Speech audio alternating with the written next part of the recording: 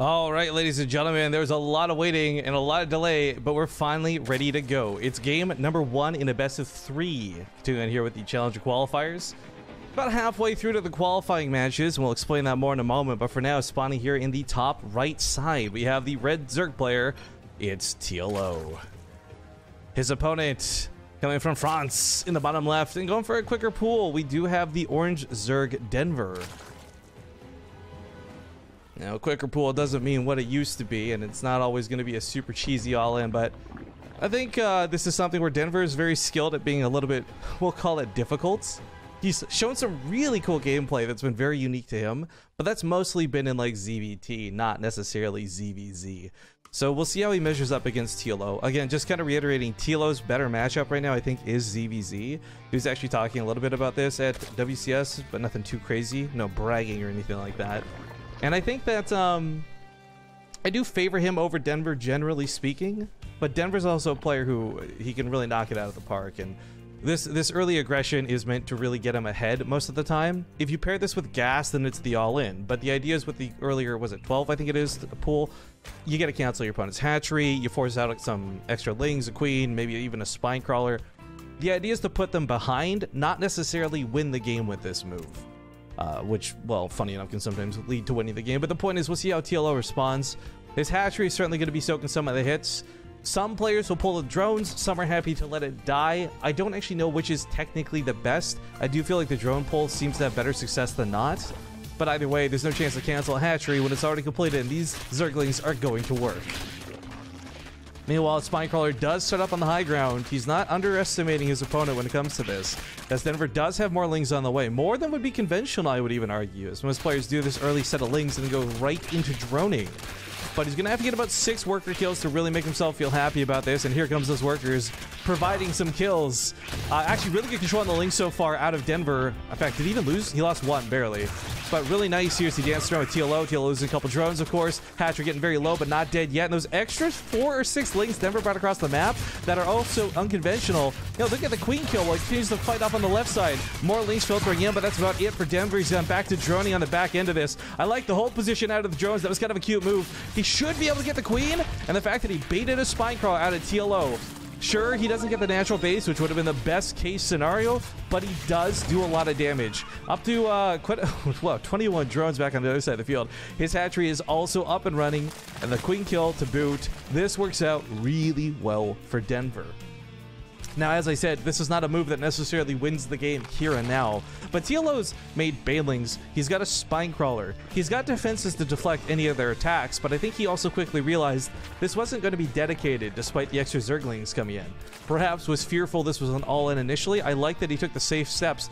That was a gamble to not build that Spine Crawler, but the fact that this is done ends up being a bit of a waste for him. It's money down the hole and a drone lost. On top of this, the hatchery is very low, so any sort of follow-up attack, whether it's a couple of Banelings, Roaches, or more Lings, might cost him the natural base. Also, we had quite a few bits coming in. Big thank you to those folks whose name I'm not going to pronounce correctly. Is this El Hugo Hefner? I'm hoping I said that right. Cheered about 500 bits over the last few minutes. Thank you for that. I'm sorry I missed some of those during the commercial break / wait screen. Papa Mitch came back for 49 months. Thank you kindly for that. Fish1929, thank you very much for that Prime sub. And Flaming Brain as well. But 300 more bits coming from El Hugo Hefner. Glad to have you on board for this hype train that you're providing today.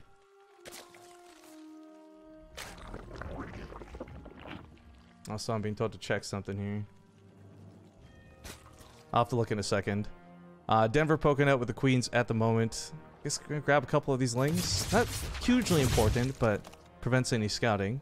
Third base also going down here.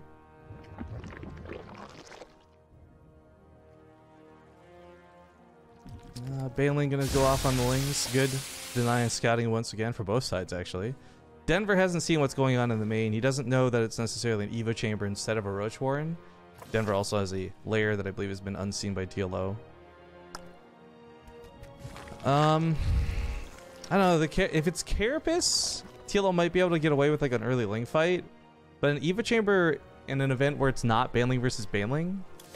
Well, I guess actually I take this back. I didn't realize he had already got Carapace going on this one. I just saw that for some reason my brain went like, why is that already 30% done? But he's actually gone for a second Evo Chamber for upgrade. So he's going to have really well upgraded Zerglings.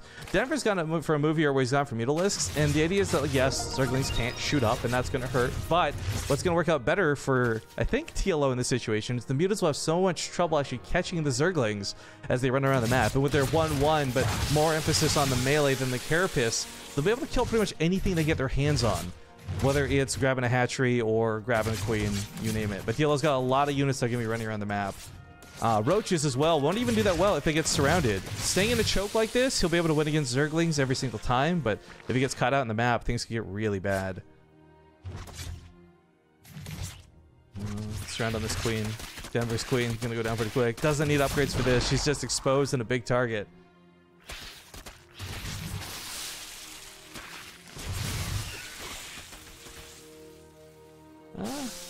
Shots getting fired, nothing too crazy. TLO doesn't have the numbers to just blindly run in, surround, and kill, but it will it'll probably go well if he catches any of these units out of position. Like, Denver will lose that fight. But unfortunately for TLO, his Zergling Gambit here, it does have a bit of a timer. There's a reason Zerglings don't make it to the late game ZvZ. And unfortunately, once roaches get high enough in number, especially with, you know, Mutalisks on top of it, things can get really bad for TLO. I'm not liking the position he's in right now, to be honest. But he's making a lair. We'll see what he transfers into, if he swaps for his own roaches, or if he just, like, triples down on Zerglings.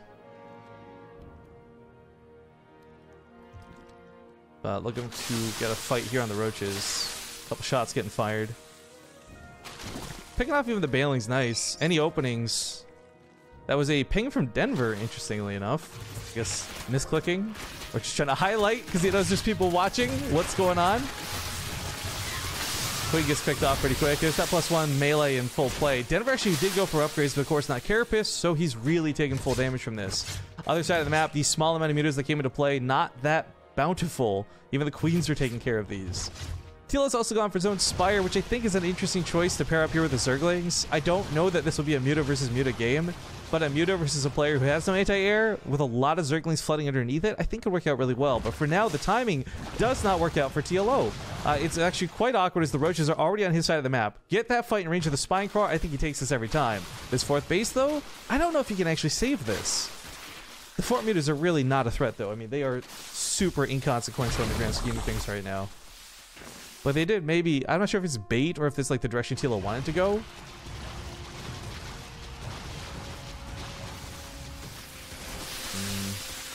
Getting us around. Trying to pick off those roaches. Good damage going in here. Queen's throwing a couple shots in as well. It's a bit of extra damage, but unfortunately that's too much of a clump, too much of a cluster. GG, Denver takes game number 1. That early pool paid off well. It just took 8.5 minutes to do it. Alright guys, I need to look into something, so give me just 1 sec here before I hop in the next game.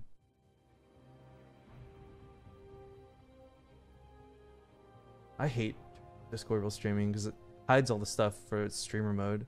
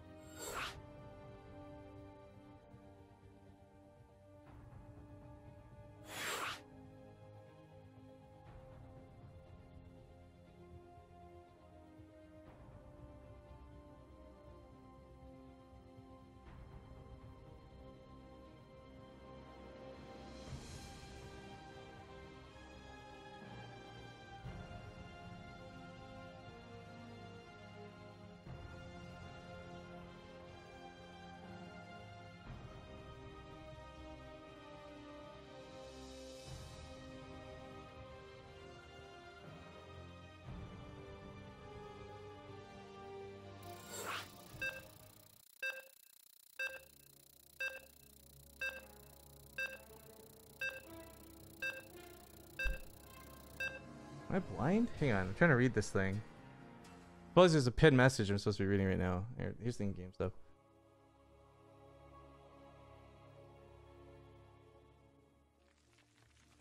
I'll explain what this is about in a sec, guys, but hang on, I'm just looking at this real quick. I'll make sure I'm not missing something.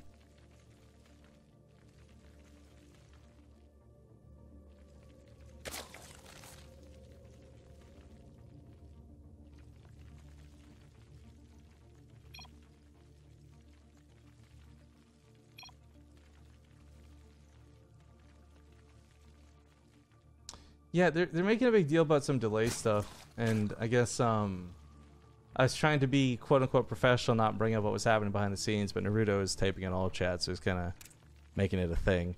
I'll explain in a moment. Let's get these intros done first. Spawn here to the top right, we do have the red Zerg, TLO. And to the bottom left, his opponent, the orange Zerg Denver. So Denver up 1-0 is a pretty good start for him. Let's see if he can close it out versus TLO. If TLO bring it back. But as far as the argument that's going on behind the scenes at the moment, guys, is they really want me to restart the stream with an extra minute of delay, which I think normally I wouldn't have a problem with if it was more clearly outlined. But they're claiming that this has been written everywhere and that it's in a pinned message on Discord and all these other things. But like, I've read this thing over like 5 times. There's no mention of the delay. Part of this is, I mean, a little frustrating because you'd think I'd be a little more in the loop. Like, they've not sent me actually any information regarding Season 2, only Season 1. And I don't know. At this point, if I'm going to be completely honest, I'm just being stubborn because it's not properly written anywhere. And I'd like for them to properly write it somewhere or include me in the information loop. It's really not a big issue to restart the stream. It'll take like 3 minutes to get the stream back up because of the delay. But I'm kind of just making the argument right now. Until they actually show me proof that it's written as a rule, I don't feel the desire to drop all the viewers and restart things from scratch. So I'm sure I'm going to end up losing this argument, and at some point they'll be like, you know what, just do it. But so far the argument that has been made has literally, I've asked like specifically to force the issue. I've said, can you please show me where it's written as a rule and not a guideline and not a suggestion? And in all 3 instances I have requested this, the response has been, well, the other streamers are using 3 minutes. It would be nice to match them. So I know here's Drifkin causing drama when there doesn't need to be drama, but I don't know. I'm stubborn at this point. So the stream may end up getting restarted, or I may just end up saying, fuck it, it's not worth my time. We'll see how things go. In the meantime, I will continue to try and ignore it and just enjoy the games until it comes to the point where I can't ignore it any longer. So yeah, what's up, guys? How you doing? Now, as far as I pointed out for this game, it's not too crazy, but it's going to be, maybe. So there's 2 very different instances of tactics happening right now. Denver's gone for +1 Carapace. This means his Zerglings will be able to take extra hits, which is good. But his opponent, TLO's gone for a Bailey Nest. Now, before the +1 Carapace comes into play, the Bailey Nest is better, obviously. But once the +1 Carapace is in play, for those who don't follow ZvZ too closely, the Zerglings can actually survive a Bailing hit. For Denver, this may work out better if the game stays to Lings and Banelings and doesn't actually advance on to the path of Roaches. But both TLO and Denver are good enough at this game that I don't imagine this would get stuck on just the Ling Baneling phase, and would likely, and should likely, advance on to the next stage, which ends up being Roaches.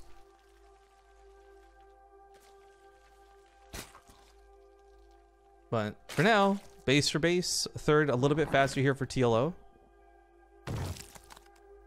And we'll see if this actually gets to stay up and running. Keep in mind, with Denver going for this Carapace, it's not a defensive move. It's a move where he wants to get aggressive with this and is going to want to really try and hurt TLO. And doing something like killing a third base is like the first step on the road to conquest. But the timing of this is so awkward. With the Roach Warren coming down, like I said, TLO probably won't get stuck on this phase for too long. And if Denver doesn't actually get to fight with the Ling Baneling phase, this +1 Carapace being rushed out like this doesn't end up benefiting him. Now granted, this will still transfer to the Roaches later. They'll benefit from the upgrades there and so forth. But yeah, at the moment, +1 Carapace is not looking to hit too much or too well, I guess.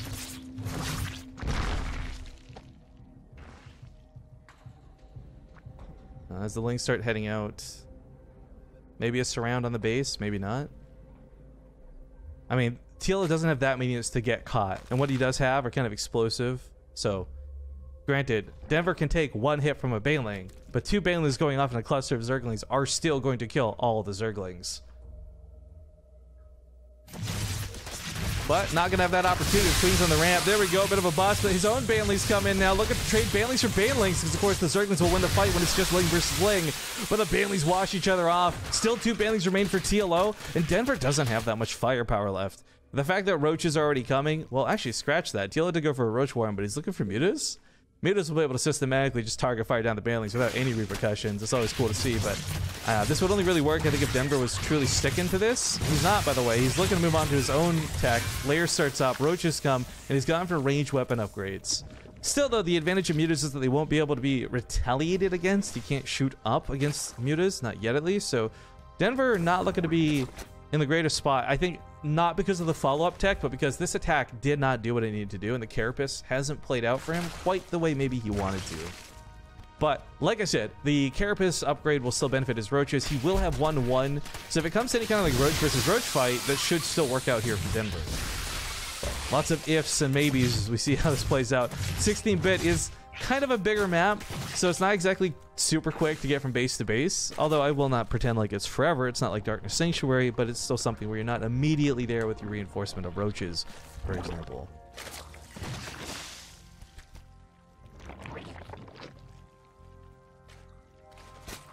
Hydra Den's going to be nice for him then. Did he actually scout? Actually, the link got all the way up there, right? Yeah, so he does know it's a Spire. That's where the Mutas are going to be really nice. Or excuse me, the Hydras are going to be really nice to retaliate to the Mutas.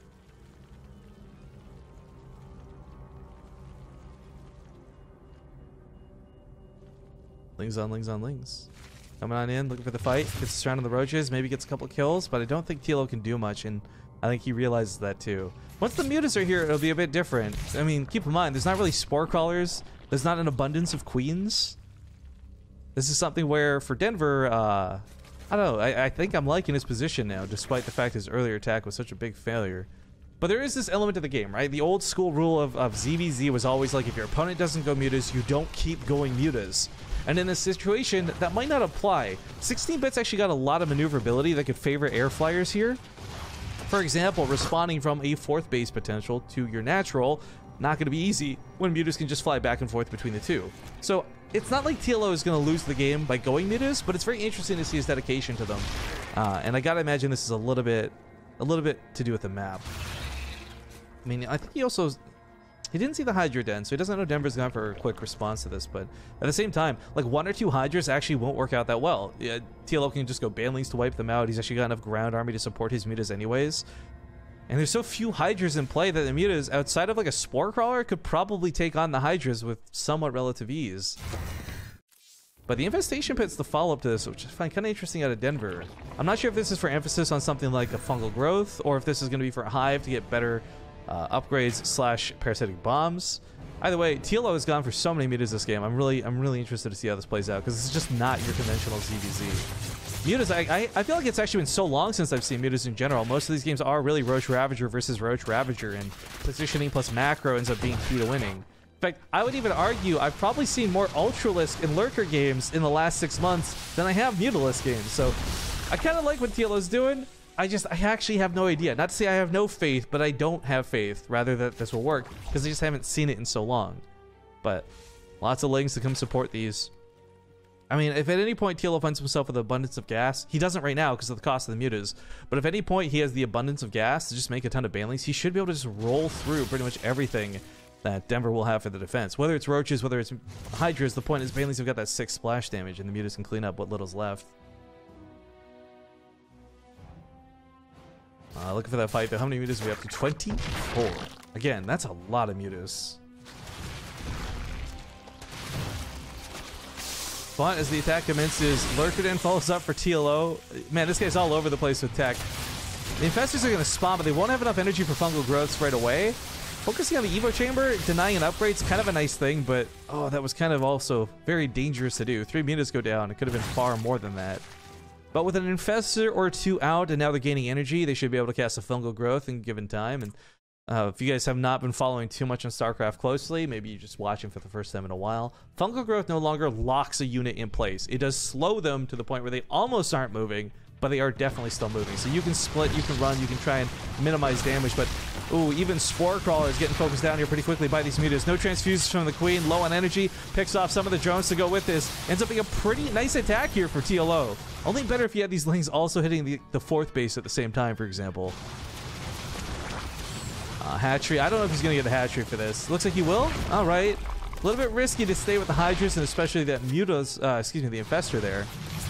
But TLO does have mobility, and this is what I was talking about with the Flyers, right? Like, it's just difficult to get from base to base. He flies out of here. He knows he's going to lose some Mutas, so I like that he kind of stutter steps to grab a Hydralisk on the way out. I think he got 2 of them, actually. Not a perfect trade by any stretch of the imagination, but he does knock a base down from Denver while he continues to expand himself. So, sitting now on what is 5 bases coming, so many Zerglings on the ground, TLO's looking to be in control of the map, but I still don't know if this is locked in control of the game. Baneling speed will finish up in a second, and again, if these Banelings either bait out a fungal growth or just roll into the Hydras, these could be really effective. I mean, I think the key thing is, as long as the fungals aren't going on the mutas, that's the best case scenario here for TLO. Of course, Zerglings can soak a fungal growth oh so very, very barely, but the Banelings cannot. If they get fungal, they are going to pop off. Actually, wait, no, that's not the case anymore. I forgot. Baneling speed adds 5 health, and if you guys don't know, fungal only does 30 damage.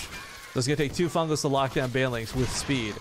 But again, you don't see this situation come up too often. Lurkers and Banelings and mutas is a cool composition. Oh, he's hold firing them. Oh, he's hold firing them. He's so good. He's doing this on purpose. Now he'll let loose the lurkers, and it's way after the army's already on top of him. I mean, this didn't end up being as devastating as I thought it would be there for a moment, but you guys have to understand, had Denver actually pushed his whole army in there, he would have been sitting directly on top of the lurkers, and getting away from them in time was not an option. Now he's got this sweet defensive lineup, no detection from Denver outside of a fungal growth, and a base trade ensues here as TLO runs to the other side of the map. I mean, he's on top of a base that's already been killed. He's on top of the main base. He's on top of the third base. There's no end to this torment, and Denver down to 30 drones, 40 workers lost total, and of course another hatchery getting denied. Buildings bleeding out due to lack of creep, and TLO's mutas have not been stopped. 54 workers dead, and 13 remain. This is looking really good for a German Zerg. Hatchery in the main. Oh my god, Denver literally has no hatcheries left, and he doesn't have the money to build another one, so that's it. There's nothing for him to do but lose this game slowly to TLO, who all he has to do at this point is pick off the Overseers. If all these Overseers go down, the only detection that Denver possibly has is a fungal growth, and as we all know, a fungal growth is not reliable. TL is also moving on towards a hive, which I think is hilarious, but I think the lurkers have got this. I think everything has lined this out, and this is looking pretty good. Oh, the fungal growth, though, does catch the mutas. But I don't think they're the key component to this game anymore. They would have been nice if they'd been able to pick up the Overseers, for example. TLO is a guy who is EVP. He'll actually target fire observers, right? So I know for a fact he would look for these Overseers, but I just, even moving in on this, like a Lurker Hydra army does not counter a not Lurker Hydra. A Roach Hydra army doesn't counter Lurkers. Lurkers are made specifically to deal with all the units Denver presently has to offer.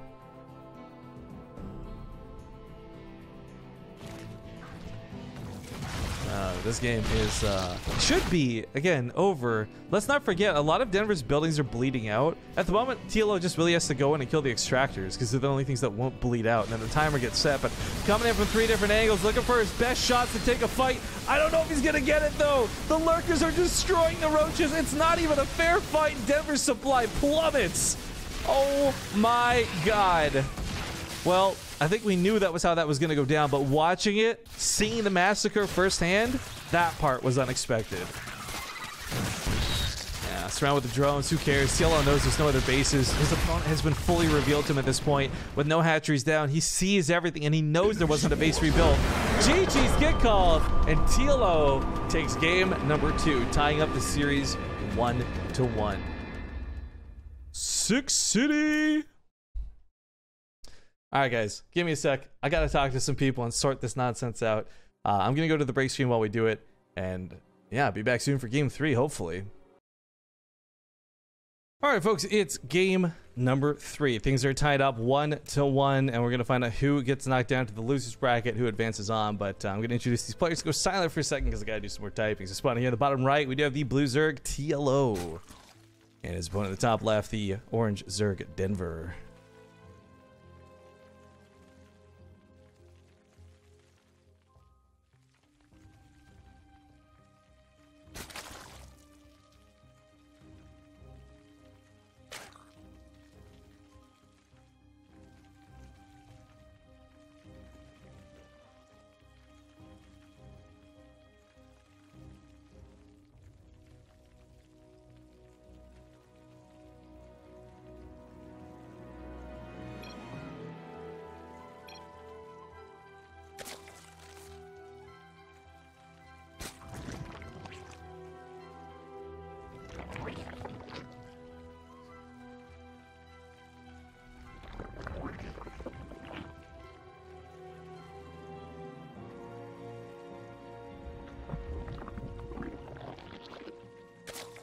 All right, so Denver, of course, won a very nice game, number 1. Sorry about that, guys. Super good fun times for me today. But well, maybe cheese might be the only way to get ahead of TLO. One of the things I really enjoyed seeing was TLO kind of masterfully handling that game with his decision making. And I don't mean like, oh, he chose to go left instead of right with his roaches, but he chose to go mutas, really dedicate to mutas. He got the damage he wanted to do with the mutas, and then transferred into lurkers. Like, he made so many of the right calls that game to deal with what Denver possibly had to offer. It's hard for me to look back at this and be like, oh, you know, with the bird's eye view and outside point of view, you know, Denver should have, could have, would have done this. Realistically, TLO just played so well. And that's one of those easier said than done things when it comes to correcting the loss, I suppose, if you will. But in the meantime, hey, thank you very much to Shining7 for the 65 bits. He's asking for a 3-week delay. Well, that would be WCS, wouldn't it? Irio is the 567. Thank you for that Prime sub. How's the buoy? Thank you for the 21 months. And just now, Tiot came in with some Twitch Prime action. But yeah, we'll probably have to do a restart after this series is done, guys. So if that ends up being the case, just sit tight. But I'm at this point where I'm pretty sure I'm the one technically in the right, and they've admitted to changing the rules for next season, but don't have rules down now. I'd rather just not make a bigger deal of this than it needs to be. So after this game's done, we'll probably go for a quick little blip and get redone and regone or restarted. English. There you go. Anyways, Ling's coming here into the natural base. But gonna be denied by TLO.